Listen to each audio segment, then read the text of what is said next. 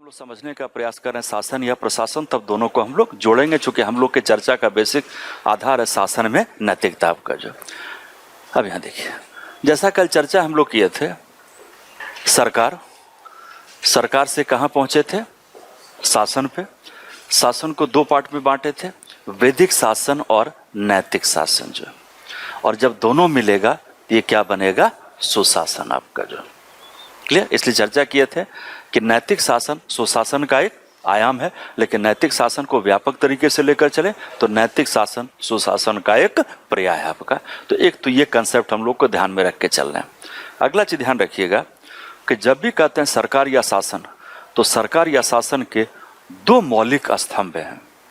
एक होता है राजनीति और दूसरा होता है प्रशासन आपका। तो कहने का मतलब कि जब भी सरकार शासन की बात करेंगे तो सरकार शासन के दो स्तंभ हैं, एक आपका राजनीति है और दूसरा आपका प्रशासन है जो।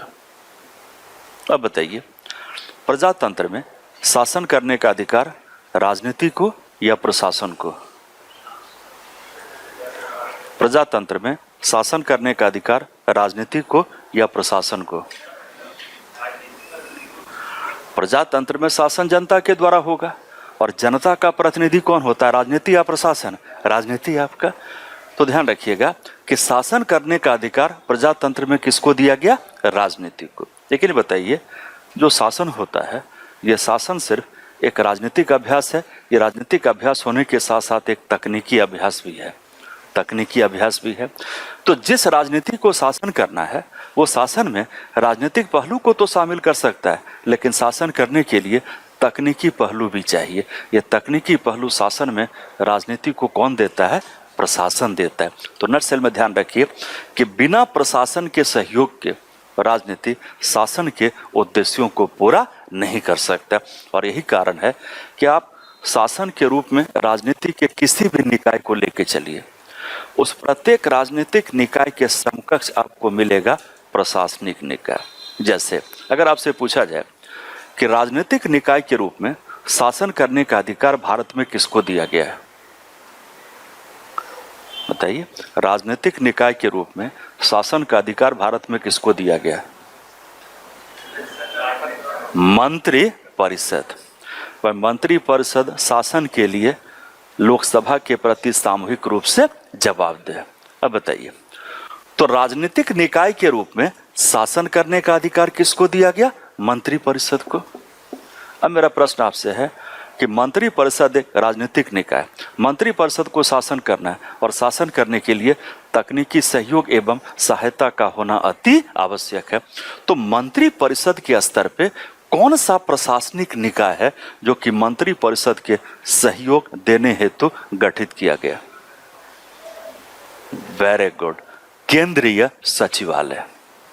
लेकिन बताइए, जो केंद्रीय सचिवालय है, केंद्रीय सचिवालय एक कार्यालय है या केंद्रीय सचिवालय एक संकल्पना या अवधारणा है?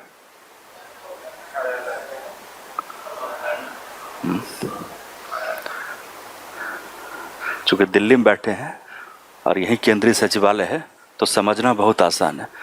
कभी तफरी करने के लिए, घूमने के लिए यहाँ से मेट्रो जाती है, केंद्रीय सचिवालय जाती है, ठीक है।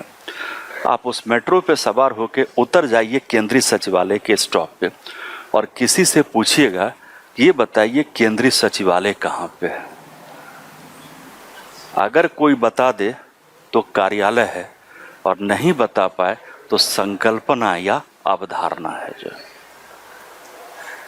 ठीक है, तो हम बता देंगे, खुद ट्राई करेंगे तब जानेंगे, क्यों समय नहीं है केंद्रीय सचिवालय जाने का। केंद्रीय सचिवालय कोई कार्यालय नहीं है। जितने भारत सरकार के मंत्रालय हैं और जितने भारत सरकार के विभाग हैं, उन सब का जो सामूहिकरण है उसको कहते हैं केंद्रीय सचिवालय। ऐसा कीजिए, क्योंकि समय की कमी आप लोग के पास बहुत ज़्यादा रहती है, ठीक है, जो सबसे व्यस्त आप ही लोग रहते हैं, ठीक है। तो नहीं जाना हो केंद्रीय सचिवालय, तो ऐसा कीजिए, कभी बैठ के केंद्रीय सचिवालय के नाम से एक पत्र आप लिखिए और लिख दीजिएगा केंद्रीय सचिवालय भारत सरकार नई दिल्ली 1। वो चिट्ठी वापस आपके पास आ जाएगी। जो केंद्रीय सचिवालय कार्यालय है ही नहीं। जैसे मान लीजिए आप बोलिए हमको केंद्रीय सचिवालय में काम है, तो केंद्रीय सचिवालय में काम है और वो कुछ है नहीं।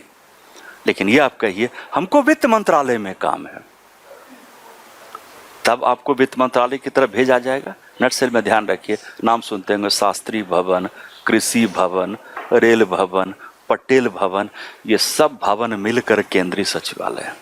तो केंद्रीय सचिवालय कोई कार्यालय ना होकर एक अवधारणा है। नोट कर लीजिए, केंद्रीय सचिवालय का से केंद्रीय सचिवालय का से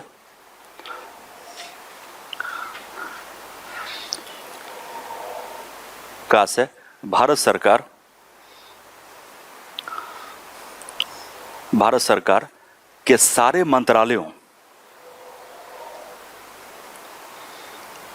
ऑब्लिक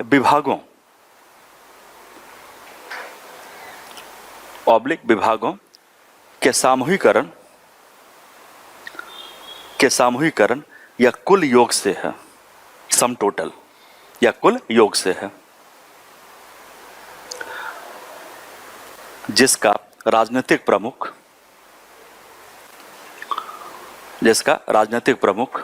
एक मंत्री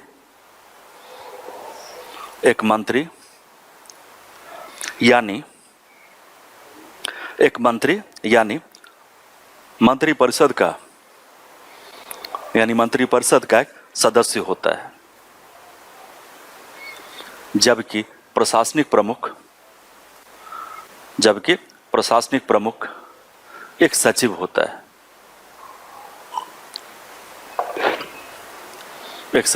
है। अतः केंद्रीय सचिवालय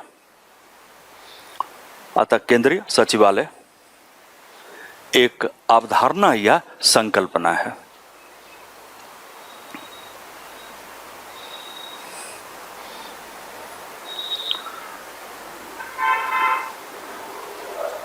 अतः केंद्रीय सचिवालय एक अवधारणा या संकल्पना है।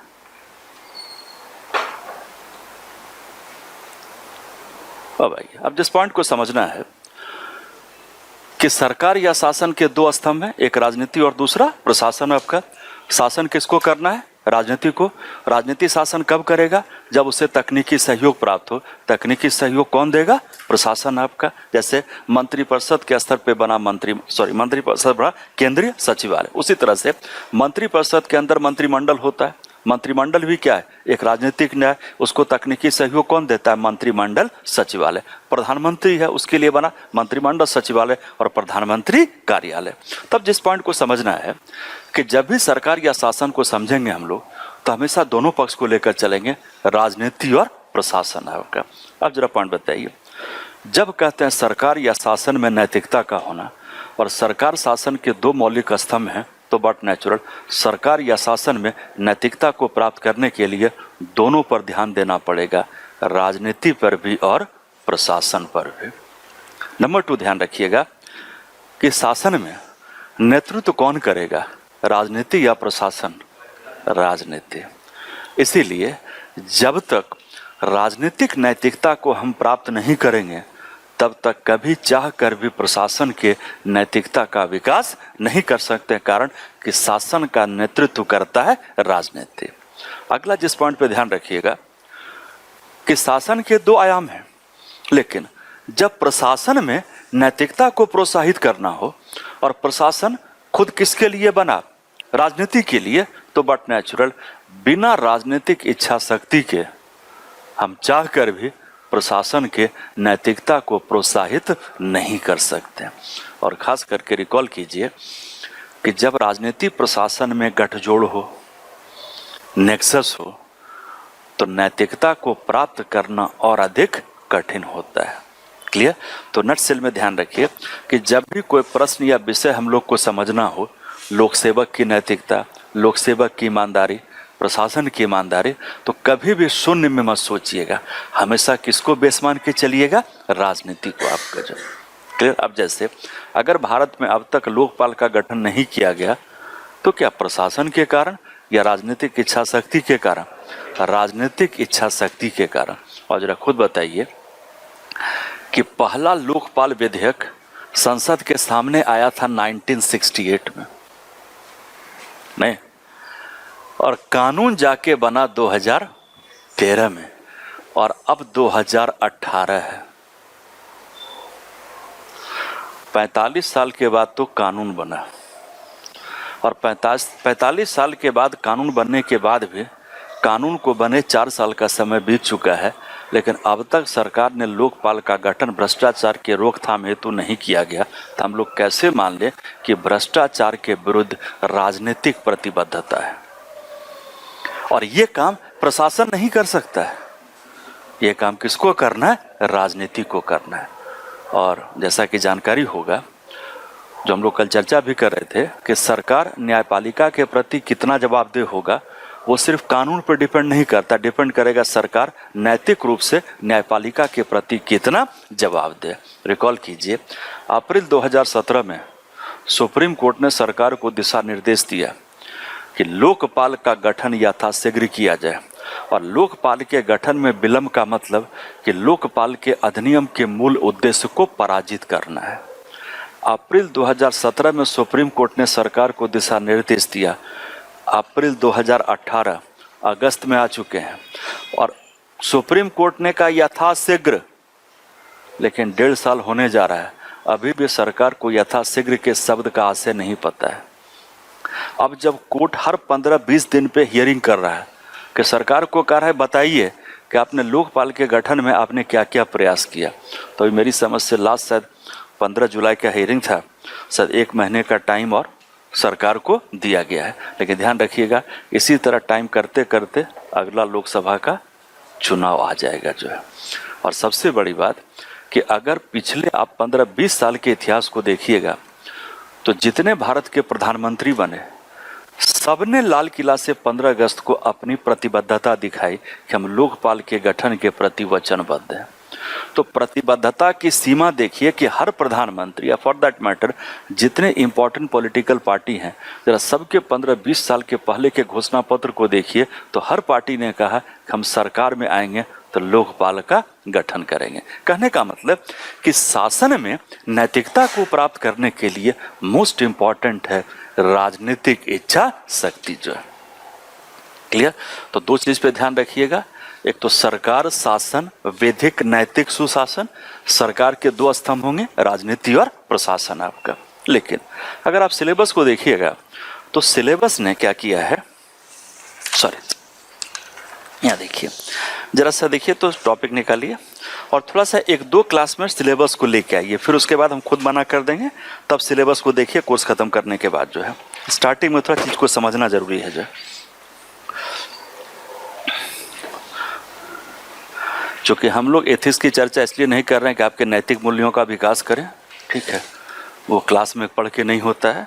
मेरा बेसिक ऑब्जेक्टिव है एग्जाम में जितना अच्छा नंबर ला लें उतना ही नैतिक आप कहलाएंगे। क्या कितना भी नैतिक हो, एग्जाम में नंबर नहीं आएगा तो यूपीएससी आपको नैतिक मानने से मना कर देगा जो है, ठीक है। चलिए इसमें देखिए लिखा है, जरा लास्ट से देखिए, तीसरा ब्लॉक लास्ट से जो है, लास्ट से तीसरा ब्लॉक देखिए, इसमें दिया है ना, लोक प्रशासन में लोक/ सिविल सेवा मूल्य तथा नीति शास्त्र की स्थिति समस्या सरकारी तथा निजी संस्थानों में, देख रहे हैं, सरकारी तथा निजी संस्थानों में नैतिक चिंताएं और दुविधाएं। कहने का मतलब कि सिलेबस ने सिर्फ इस प्रशासन को सरकार के रूप में लेके नहीं चला, क्योंकि प्रशासन के 2 आयाम हैं, एक है सरकार और एक है गैर सरकार। सिलेबस ने इसको भी लेकर चला और गैर सरकार को भी लेके चला, क्योंकि ये बात करता है निजी संस्थानों के। तो कुछ आपके पास बेसिक जानकारी होना चाहिए। सरकारी प्रशासन को कहते हैं लोक प्रशासन और गैर सरकारी प्रशासन को कहते हैं निजी प्रशासन। उसी का संचालन होता है निजी संस्थान के द्वारा। इसी को ध्यान रखिए, लोक संगठन, निजी संगठन, लोक प्रशासन, निजी प्रशासन, लोक संस्थान, निजी संस्थान। तो अभी थोड़ा सा यहाँ पे हम उस बात को समझ लें कि लोक संगठन, निजी संगठन के प्रकृति में क्या अंतर है। और ध्यान रखिएगा कि जब लोक और निजी संगठनों के प्रकृति में अंतर होगा तो बट नेचुरल दोनों के नैतिकता का आयाम एक होगा या अलग होगा, अलग होगा। इसलिए सिलेबस कहता है कि नैतिक चिंता समस्या दोनों में है, चाहे लोक प्रशासन की बात करें या निजी की बात करें, लेकिन नैतिक चिंता और समस्या की जो प्रकृति होगी वो भिन्न होगा। क्यों भिन्न होगा? क्योंकि एक का संबंध लोक से है, दूसरा का संबंध निजी से। लेकिन ध्यान रखिएगा यहाँ पे जब कहते हैं लोक प्रशासन निजी प्रशासन, लोक संगठन निजी संगठन, लोक संस्थान निजी संस्थान, तो अगर दोनों के नैतिकता के मानक में अंतर होगा, इसलिए एक लोक है और दूसरा निजी है। लेकिन ध्यान रखिए दोनों में प्रशासन है, दोनों में संगठन है, दोनों में संस्थान है। तो कहने का मतलब जो प्रशासन संगठन या संस्थान की मूल विशेषता होगी वो दोनों केस में लागू होगा, चाहे लोक की बात करें या निजी का। कहने का मतलब लोक और निजी संगठनों के बीच के नैतिकता को लेकर चले तो दोनों के नैतिकता में कुछ समानता होगी, कुछ असमानता होगी। अगर समानता है तो किसके कारण? क्योंकि दोनों संगठन है, दोनों प्रशासन है, दोनों संस्थान है। अगर अंतर है तो किसके कारण? एक है सरकार और दूसरा गैर सरकार। आप करें तो थोड़ा सा यहाँ पे चर्चा हम लोग कर लें कि लोक और निजी संगठनों के बीच में किस प्रकार का अंतर है। और ध्यान रखिए जितना बैकग्राउंड समझ में आएगा उतना एथिक्स समझ में आएगा। अब आपको पता है कि भाई लोक संगठनों की अनिवार्यता है, तो नैतिकता का जो मापन हम लोग करेंगे वो लोक संगठन के विशेषता के आधार पर। जब निजी संगठनों की बात करेंगे तो उसके विशेषता को बेस मान के उसके हम लोग नैतिकता का मानक करेंगे। और खुद बताइए कि अधिक जो नैतिकता का पक्ष है वो अधिक व्यापक होगा लोक में या निजी में? लोक में। क्यों? क्योंकि लोक का उद्देश्य व्यापक है। तो जब तक लोक और निजी संगठनों के प्रकृति को ना समझा जाए तब तक लोक और निजी संस्थानों के संदर्भ में नीति शास्त्र को लेकर जो चिंता का विषय, जो समस्या, उसके प्रकृति में अंतर किया जाना संभव नहीं होगा। ऐसा कीजिए जब 3 कॉलम बना लीजिए।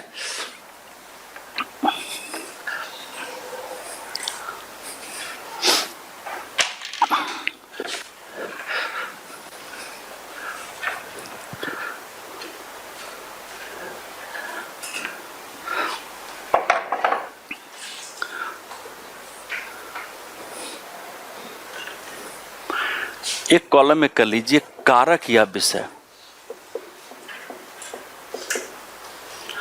और इन कारक या विषय को आधार मान के हम लोग चर्चा करेंगे लोक संगठन, या इसी को हम कर देते हैं लोक प्रशासन, एक ही बात है।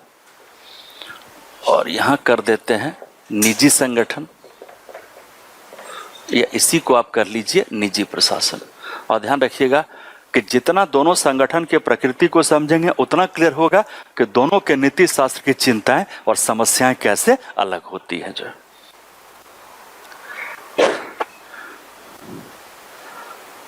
चलिए उसके पहले जरा अगर हम अब तक के चर्चा को बेस मान के आपसे पूछें, यहां देखिए लोक प्रशासन निजी प्रशासन, क्लियर? लोक प्रशासन निजी प्रशासन, निजी प्रशासन लोक प्रशासन, और एक करते हैं लोक प्रशासन निजी प्रशासन। कौन सा डायग्राम अधिक उचित है दोनों के पारस्परिक संबंध को दर्शाने के लिए? लास्ट वाला। कहने का मतलब कि दोनों में कुछ समानता है, तो नैतिक चिंता भी समान होंगे। और दोनों में समानता किसके कारण है? लोक निजी के कारण, या दोनों में संगठन या प्रशासन होने के कारण? दोनों में संगठन या प्रशासन होने के कारण। लेकिन लोक की अपनी विशेषता, निजी की अपनी विशेषता, तो बट नेचुरल दोनों में अंतर होगा। जब अंतर होगा और समानता होगा तो नैतिक चिंताओं, नैतिक प्रश्नों में भी अंतर का होना स्वाभाविक है। इस पॉइंट क्लियर? चलिए तो इसको ध्यान रखिएगा वेन डायग्राम को, जिसके द्वारा दोनों के बीच के पारस्परिक संबंध को दर्शा सकते हैं। चलिए अब आइए पहला कारक नोट कीजिए, परिवेश या वातावरण। तो पहला पॉइंट कीजिए परिवेश या वातावरण।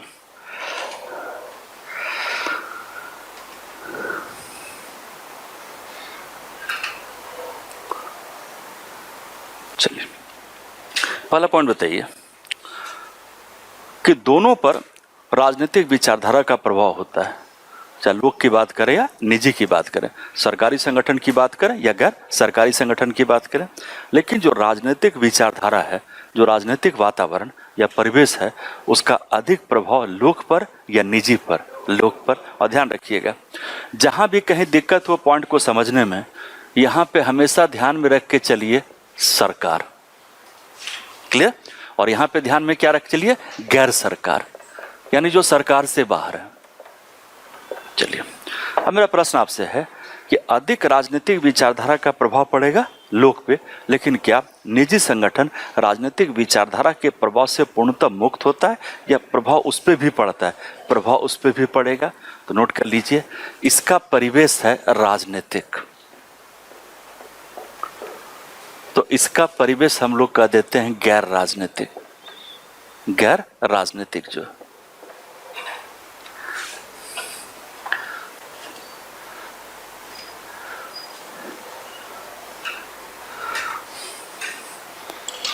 लेकिन हमेशा पॉइंट को समझिएगा सापेक्षिक आधार पे। गैर राजनीतिक का मतलब ये नहीं कि राजनीति का प्रभाव नहीं पड़ेगा। गैर राजनीतिक किसके संदर्भ में है? इसके लोक प्रशासन के संदर्भ में।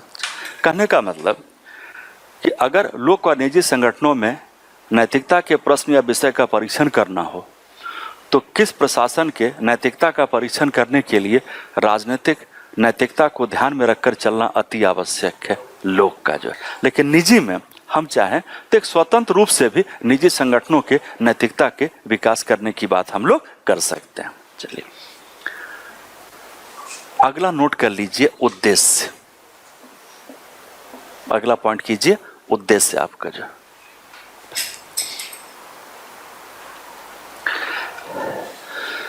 चलिए, पॉइंट आप खुद बताइएगा, हम आपको आधार देंगे।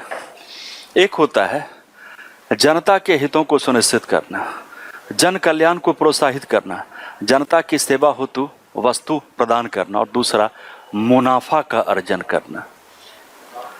तो लोक क्या होगा? जनहित। तो नोट कर लीजिए, लोक में जनता के हितों को सुनिश्चित करना, जनता के हितों को सुनिश्चित करना, एवं इस संदर्भ में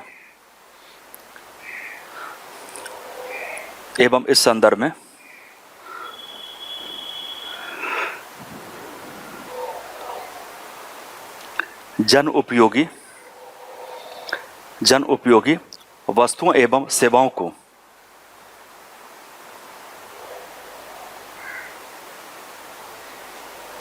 को प्रदान करना। जन उपयोगी वस्तु एवं सेवाओं को प्रदान करना। अभी हम लोग के लिए इंपॉर्टेंट क्यों हो जाता है? जरा सिलेबस को देखिए। सिलेबस देता है जो, देखिए सेकेंड लास्ट टॉपिक है, ठीक है। थोड़ा सा हिंदी में लोग देखिए दिया है, सेवा प्रदान करने की गुणवत्ता।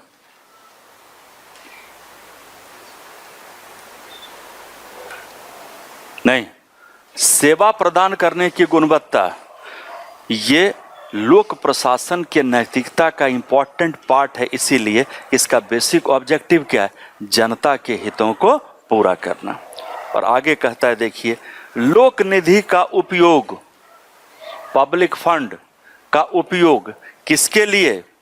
सेवा प्रदान करने की गुणवत्ता को बढ़ाने के लिए जो है।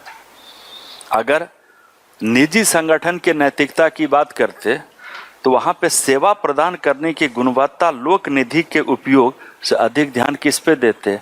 अधिक से अधिक मुनाफा का अर्जन करना जो है। तो दोनों के नैतिक मानक में अंतर है, कारण कि दोनों के उद्देश्यों में अंतर है आपका। तो इसी तरह से निजी में नोट कर लीजिए, मुनाफा का अर्जन करना, मुनाफा का अर्जन करना।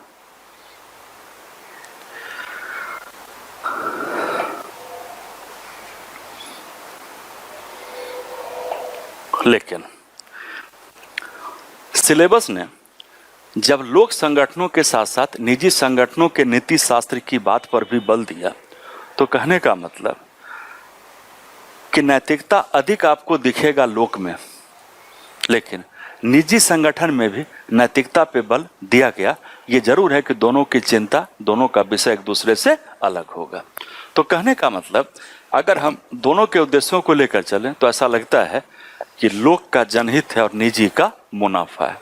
लेकिन इससे बेटर तरीका ये है, अगर मैं आपसे कहूं कि लोक का जनहित है लेकिन लोक भी मुनाफे पर ध्यान देता है और निजी का मुनाफा है, तो इस क्रम में वह जनहित पर भी ध्यान देता है। सही या गलत? कहने का मतलब कि दोनों के नैतिकता के विषय में तो अंतर होगा, लेकिन वो विषय का अंतर अधिक अंतर के कारण या प्राथमिकता के कारण? प्राथमिकता के कारण। रिकॉल कीजिए,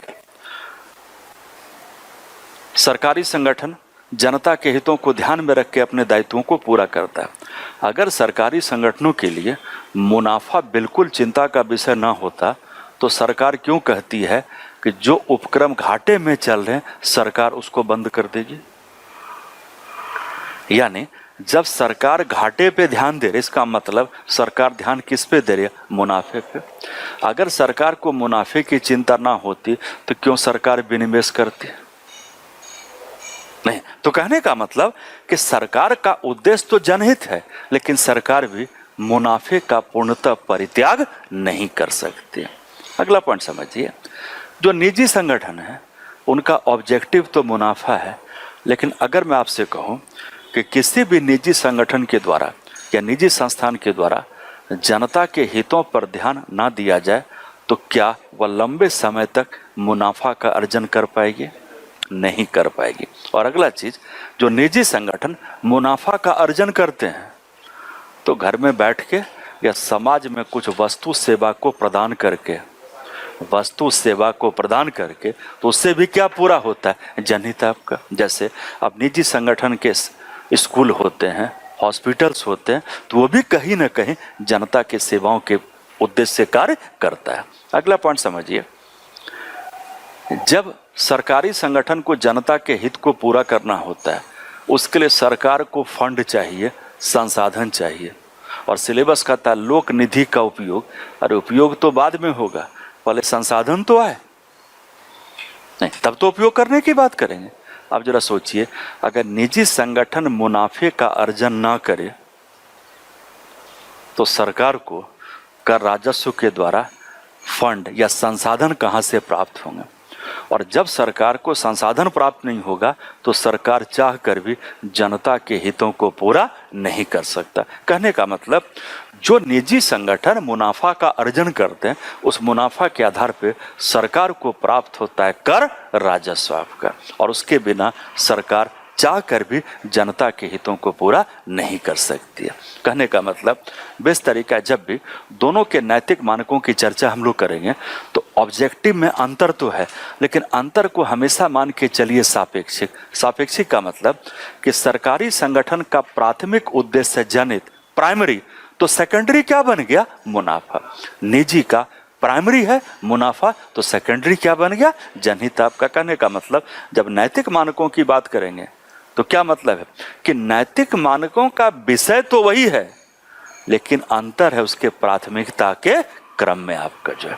कारण कि दोनों प्रशासन या दोनों संगठन के प्रकृति का जो अंतर है वो अंतर ही अपने आप में पूर्ण ना होकर सापेक्षिक है जो है। पॉइंट क्लियर पर है? चलिए अगला पॉइंट ऐड कर लीजिए, नियम और कानून। नियम और कानून।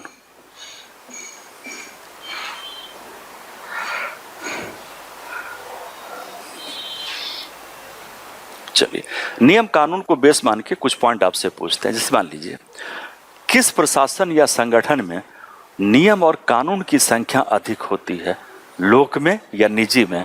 लोक में। तो लोक में कोट कर लीजिए अधिक संख्या, अधिक संख्या। तो निजी में कर लीजिए कम संख्या जो है।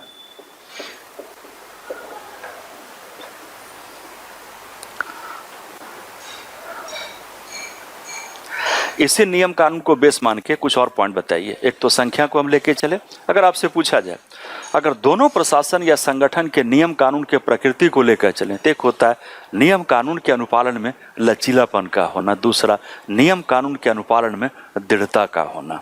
लोक में क्या होगा, दृढ़ता या लचीलापन? दृढ़ता, तो नोट कर लीजिएगा। लोक प्रशासन में होगा दृढ़ता, तो निजी में क्या होगा, लचीलापन।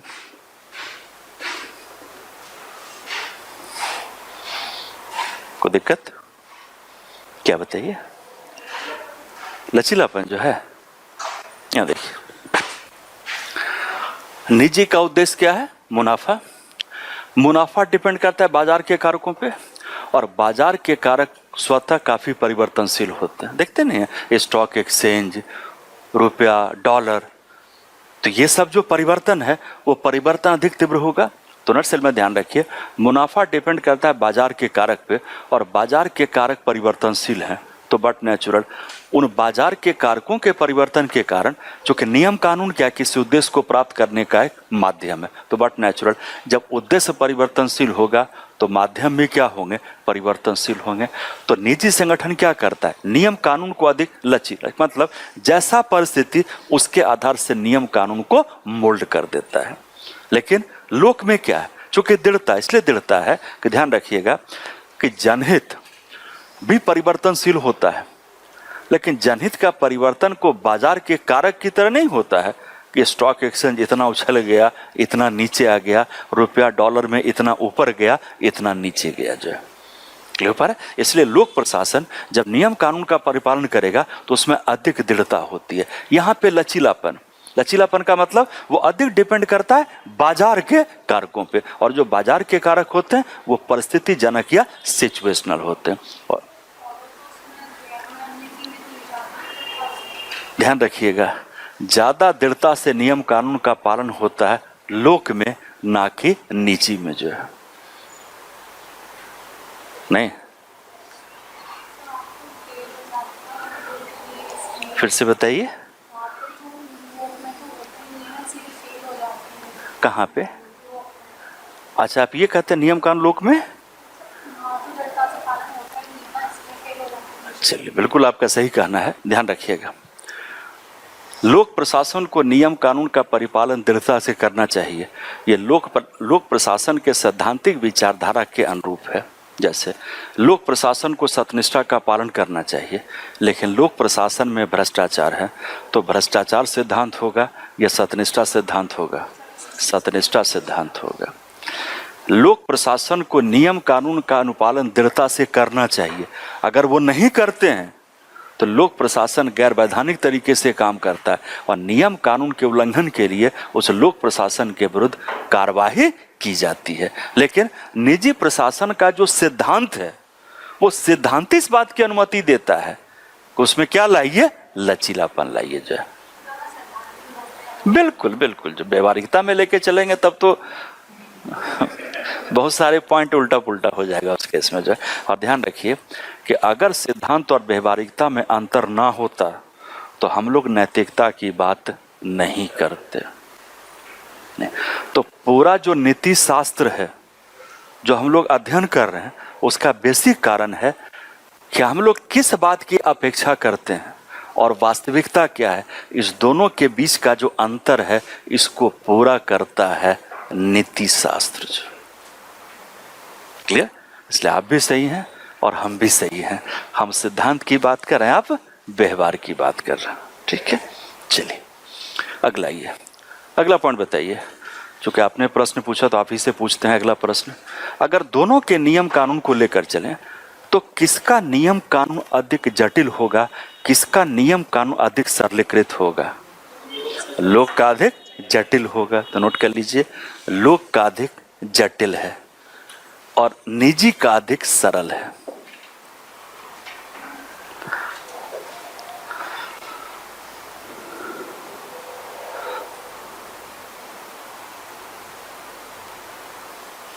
क्लियर? चलिए अब आइए, सिलेबस का टॉपिक कहता है, जरा सा लास्ट के तीसरे ब्लॉक को ही देखिए। देखिए, लोक प्रशासन में लोक ऑब्लिक सिविल सेवा मूल्य तथा नीति शास्त्र स्थिति समस्याएं, सरकारी एवं निजी संस्था नैतिक चिंताएं दुविधाएं, नैतिक मार्गदर्शन, पॉइंट समझिए, नैतिक मार्गदर्शन के स्रोत के रूप में विधि, नियम, विनियम और अंतरात्मा। अब बताइए, अगर लोक और निजी दोनों को लेकर चलें तो विधि, नियम, कानून जो नैतिक मार्गदर्शन का काम करेगा उसका अधिक इंपॉर्टेंस लोक में या निजी में? लोक में, क्योंकि लोक के काम करने का आधार ही नियम और कानून है। अगला पॉइंट ध्यान रखिएगा कि जब लोक में नियम कानून की संख्या अधिक है तो इसके उल्लंघन की संभावना भी अधिक होगी नहीं, और जितना अधिक उल्लंघन होगा उस उल्लंघन को रोकने के लिए उतना अधिक इंपॉर्टेंस होगा नैतिकता का। ध्यान रखिएगा कि जब भी सरकार कोई कानून बनाती है तो हर कानून में प्रावधान होता है कि इस कानून का पालन ना करने पर सजा क्या होगा, और सजा दंड का प्रावधान खुद कानून का हिस्सा होता है। कहने का मतलब, जब कोई लॉ बनता है तो मान के चला जाता है, जब कानून है तो उसका उल्लंघन तो होगा ही। पकड़ पा रहा, लेकिन चूंकि कानून का उल्लंघन किस लिए होता है कि कानून के व्यक्ति के अंदर की उपज है या कानून बाहर से थोपा गया? कानून बाहर से थोपा गया। अगर उस कानून के अनुपालन को सुनिश्चित करना हो तो व्यक्ति आंतरिक रूप से कानून के महत्व को स्वीकार करे, और तभी होगा जब व्यक्ति में नैतिकता हो। क्लियर? तो अधिक एथिक्स का इंपॉर्टेंस नियम कानून के स्रोत के रूप में होगा लोक में, तो अधिक विधि का इंपॉर्टेंस लोक में है। जब विधि अधिक होगा तो उल्लंघन भी अधिक होगा, तो एथिक्स का इंपॉर्टेंस भी अधिक होगा, ताकि नियम कानून के उल्लंघन को रोका जा सके। अगला पॉइंट बताइए, किसका नैतिक विषय अधिक जटिल होगा, लोक या निजी का? कारण देखिए, एक तो राजनीति का प्रभाव, जनता का हित अपने आप में कितना व्यापक है और इसको परिभाषित करना भी अपने आप में पूर्णतः संभव नहीं है। नियम कानून की संख्या अधिक है, दृढ़ता अधिक है, जटिलता अधिक है, तो बट नेचुरल नैतिक विषयों की जो जटिलता होगी वह भी इसमें ज्यादा होगा। जो क्लियर? चलिए, इसके बाद आइए अगला फैक्टर कीजिए, कार्य। क्योंकि दोनों कुछ ना कुछ काम करता है, तो अगला फैक्टर कीजिए कार्य आपका। जो चलिए खुद बताइए, किस प्रशासन के द्वारा अधिक कार्यों का संचालन किया जाता है? लोक का, तो नोट कर लीजिए, अधिक कार्यों की संख्या लोक के केस में। तो निजी में कर लीजिए, कम कार्यों की संख्या।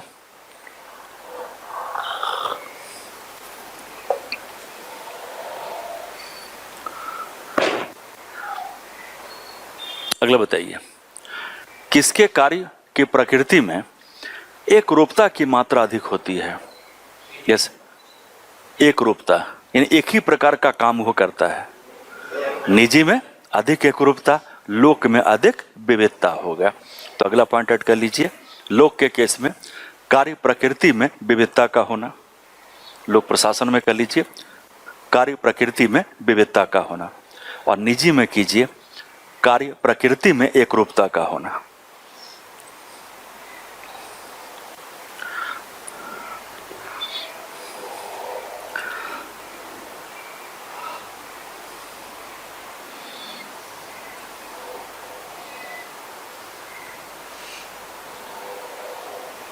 क्लियर? चलिए अगला पॉइंट बनाइए, भर्ती एवं पदोन्नति कर लीजिए। भर्ती एवं पदोन्नति जो है, दोनों को कर्मचारी चाहिए, दोनों को अधिकारी वर्ग चाहिए, दोनों भर्ती करेगा, प्रमोशन की बात करेगा। अब ध्यान रखिए, अगर भर्ती प्रमोशन को लेकर चलें तो एक होता है भर्ती का आधार योग्यता हो, और दूसरा योग्यता के साथ साथ सामाजिक पहलू पर भी ध्यान दिया जाए। जो है, जब लोक भर्ती की बात करेगा तो सिर्फ योग्यता को लेकर चलेगा, योग्यता के साथ साथ सामाजिक पक्ष को भी। तो नोट कर लीजिए, लोक में योग्यता एवं सामाजिक पक्ष, योग्यता एवं सामाजिक पक्ष। जैसे भारत सरकार के आरक्षण की नीति वो किस पक्ष को लेकर चलता है, सामाजिक आपका जो, और निजी में कर लीजिए योग्यता।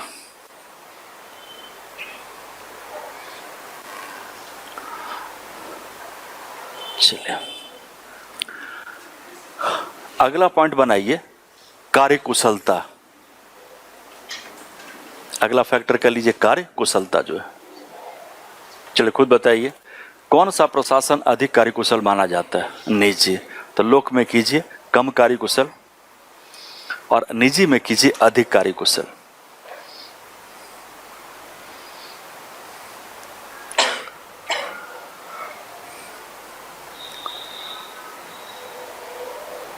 और इसी को मान लीजिए हम कह दें प्रभावशीलता, जिसकी चर्चा हम लोग कल किए थे। तो प्रभावशीलता की बात अधिक कौन होगा, लोक में अधिक प्रभावकारिता, निजी में कम प्रभावकारिता।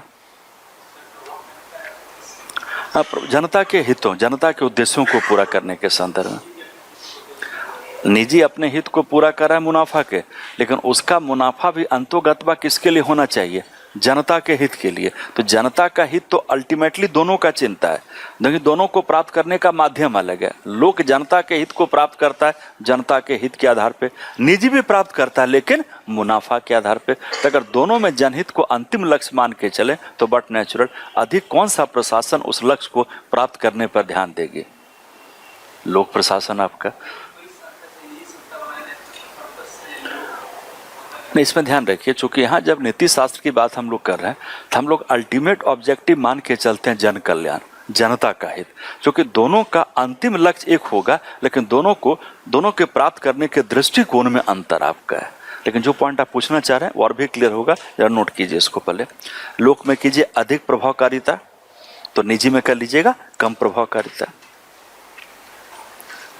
यहाँ देखिए, अब इसमें जो प्रश्न आपने उठाया वो प्रश्न बहुत जेन्युइन इसलिए हो जाता है कि 2-3 पॉइंट पे ध्यान रखिएगा कि दोनों के विशेषता के प्रकृति का अंतर सापेक्षिक है ना कि पूर्ण है। और सापेक्षिक का मतलब तुलना हम लोग कर रहे हैं उसके मात्रा या प्राथमिकता के आधार पे। लेकिन जब कहते हैं हम लोग कि लोक संगठन कम कार्यकुशल है और निजी अधिक कार्यकुशल है, तो इस बात को आधार मान के चलते हैं कि लोक में योग्यता के साथ साथ सामाजिक पक्ष पर भी ध्यान दिया जाता है, जबकि निजी किसको बेस मान के चला, योग्यता को। लेकिन जब कार्यकुशलता प्रभावकारिता का आकलन करना हो तो मोस्ट इंपॉर्टेंट है कि दोनों के उद्देश्यों के प्रकृति पर ध्यान दीजिए, जो आप जानना चाह रहे थे। अब रिकॉल कीजिए, एक का जनता का हित है, दूसरे का मुनाफा है। जब दोनों के ऑब्जेक्टिव में अंतर है तो क्या ये कहना उचित है कि एक संगठन दूसरे से अधिक या कम कार्यकुशल है, एक संगठन एक दूसरे से अधिक या कम प्रभावकारी है? लेकिन ऐसा हम लोग क्यों कर रहे हैं, उसके पीछे बेसिक कारण है योग्यता और सामाजिक पक्ष को लेके चल रहे हैं। अगला जिस पॉइंट पे ध्यान रखिएगा कि जब दोनों के नैतिकता को अंतिम रूप से देखना हो तो ध्यान रखिएगा दोनों अंतिम रूप से जाएगा जनहित पे। और ये इंपॉर्टेंट ना होता तो आज के डेट में हम लोग जरा सा नीचे से तीसरा टॉपिक देखिए, उसमें दिया है कॉरपोरेट शासन व्यवस्था। नहीं, ये कॉरपोरेट शासन व्यवस्था क्या है आपको बता दें। जिस सुशासन की चर्चा हम लोग सरकारी संगठनों के संदर्भ में की है, वही सुशासन जब निजी संगठनों के संदर्भ में लागू होगा तो क्या बनेगा, कॉरपोरेट शासन, जिसको कहते हैं कॉरपोरेट गवर्नेंस, निगम शासन। और इसी का एक अपडेटेड वर्जन है CSR, कॉरपोरेट सोशल रिस्पॉन्सिबिलिटी। अब जरा खुद देखिए, अगर इसमें सिर्फ मुनाफा की बात होती तो निगम शासन की बात हम लोग करते, इसमें अगर सिर्फ मुनाफा की बात होती तो कभी निजी संगठनों के सामाजिक दायित्वों की बात नहीं करते। तो समय के साथ जो लोक और निजी को लेकर अवधारणा थी वो अवधारणा अब बदलती जा रही। या रिकॉल कीजिए, अगर निजी का सिर्फ काम मुनाफा होता और सरकार का जनहित होता तो कभी सरकार लोक निजी सहभागिता की बात करते। तो लोक निजी सहभागिता खुद इस बात को दर्शाता है कि अंतोगत्वा दोनों का उद्देश्य एक है, लेकिन उद्देश्य को प्राप्त करने का दृष्टिकोण अलग है। और आपको बता दें कि दोनों के दृष्टिकोण में कुछ प्लस हैं और कुछ माइनस है, लेकिन जब दोनों की सहभागिता होगी तो दोनों का प्लस बढ़ेगा और दोनों का माइनस कम होगा जो। क्लियर? चलिए, उसके बाद अगला फैक्टर कर लीजिए, अगला फैक्टर बनाइए लोक उत्तरदायित्व एवं नियंत्रण। जैसा कि जो लोक जवाबदेहिता कर लीजिए, लोक जवाबदेहिता एवं नियंत्रण, यानी कौन जनता के प्रति कितना जवाबदेह है और जनता उस पर कितना नियंत्रण करती है। तो लोक जवाबदेहिता एवं नियंत्रण जो है, एवं नियंत्रण दोनों कर लीजिएगा। चलिए, यहां पे 2-3 पॉइंट बताइए। जनता के प्रति अधिक जवाबदेह और जनता उस पर अधिक नियंत्रण करे, ये विशेषता लोक का या निजी का? लोक का। तो नोट कर लीजिए, लोक में अधिक और निजी में कम कर लीजिए।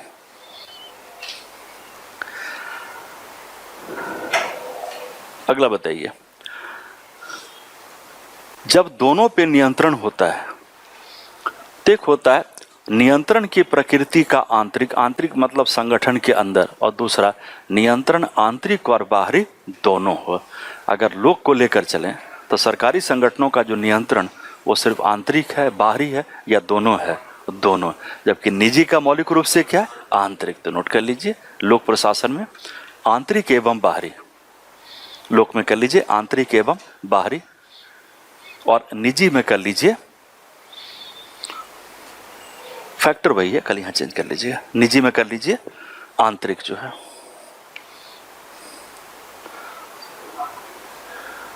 आंतरिक मतलब संगठन के अंदर आपका जो है। हाँ, तो लोक क्या होगा? जो लोक का नियंत्रण वो आंतरिक या बाहरी है?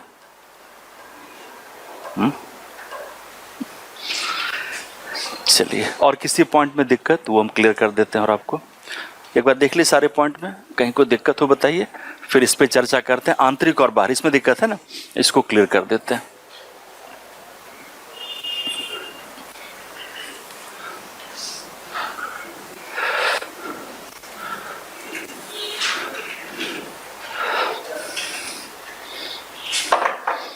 यहां देखिए, आंतरिक और बाहरी। सरकार है, क्लियर? सरकार के 3 अंग हैं, संसद, कार्यपालिका और न्यायपालिका। कोई दिक्कत? कार्यपालिका को 2 भाग में बांट देते हैं, राजनीतिक कार्यपालिका और प्रशासनिक कार्यपालिका। राजनीतिक कार्यपालिका कौन बना? मंत्रिपरिषद। और प्रशासनिक कार्यपालिका सारे लोक सेवक हो गए। अब जो प्रशासनिक कार्यपालिका है, इसका एक पद सोपान होता है, नहीं? सचिव, संयुक्त सचिव, उप सचिव, अवर सचिव, कहाँ पे आते हैं? ग्रुप डी कर्मचारी तक। तो ये जो नियंत्रण होगा ये आंतरिक या बाहरी? आंतरिक। और जो मंत्री का नियंत्रण प्रशासन पे होता है, दोनों किसका पार्ट है? कार्यपालिका का। तो आंतरिक या बाहरी? आंतरिक हुआ।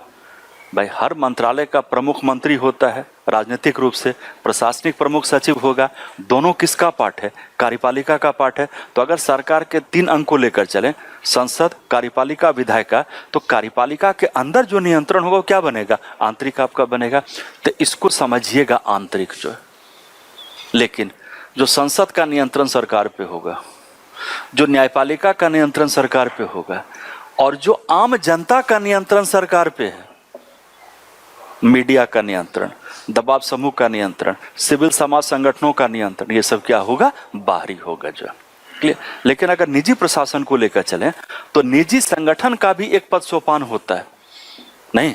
लेकिन ये जो नियंत्रण होता है मौलिक रूप से क्या होता है? उच्च स्तर के द्वारा निम्न स्तर पे किया जाने वाला नियंत्रण आपका। तो निजी में अधिक आंतरिक होगा, लोक में आंतरिक और बाहरी। नहीं, फिर आपको बता दें, पॉइंट सापेक्षिक है।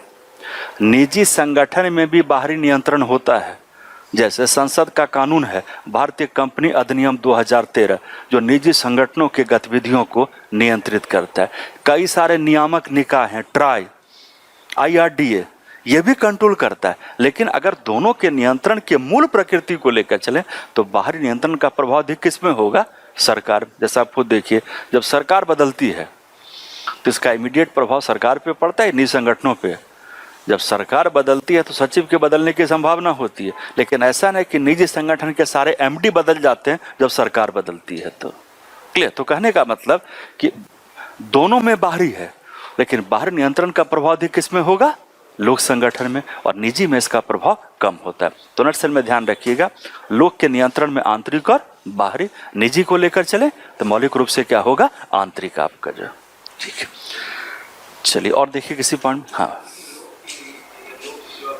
हाँ, जनता, लोक का मत जनता है। यहाँ पे पब्लिक जो वर्ड होता है, पब्लिक को सरकार मानते हैं, लेकिन पब्लिक को व्यापक रूप से लेकर पब्लिक क्या बना? आम जनता आपका। और आम जनता की तरफ शासन कौन करता है? सरकार करता है। तो पब्लिक को गवर्नमेंट भी कह सकते हैं, पब्लिक को आप आम जनता भी कह सकते हैं उस केस में। ठीक है, चलिए तो अब तक हमने थोड़ा सा बैकग्राउंड की चर्चा की कि नीति शास्त्र क्या होता है, चर्चा किए थे, और उसका संदर्भ होगा शासन, प्रशासन, राजनीति, और प्रशासन में भी दोनों होगा लोक और निजी आपका।